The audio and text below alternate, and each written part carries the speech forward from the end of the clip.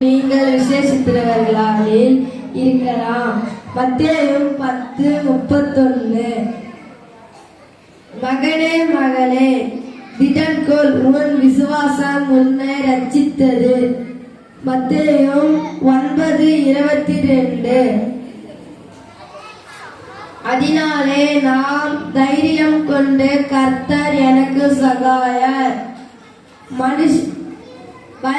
நான் பயப்படேன், மனுஷன் எனக்கு என்ன செய்வான் என்று சொல்லலாமே.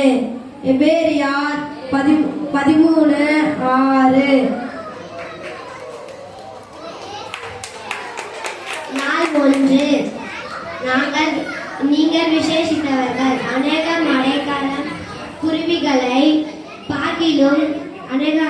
குருவிகளை பார்க்கிலும் நீங்கள் விசேஷித்தவர்களாய் இருக்கிறீர்கள்.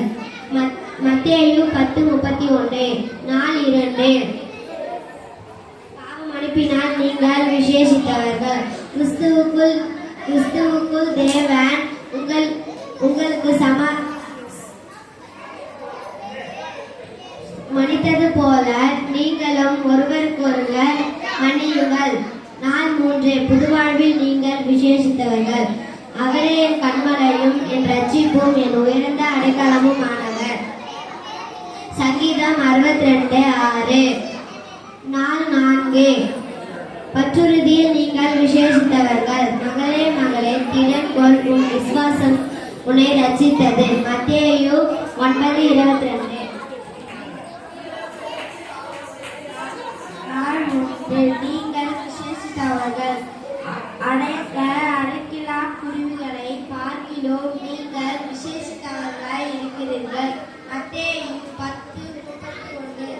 நாள் 2. பாவம் அனுப்பினால் நீங்கள் விசேஷித்தவர்கள். கிறிஸ்துவுக்குள் தேவன் உங்களுக்கு மன்னித்தது போல நீங்கள் ஒருவருக்கு ஒருவர் மன்னியுங்கள்.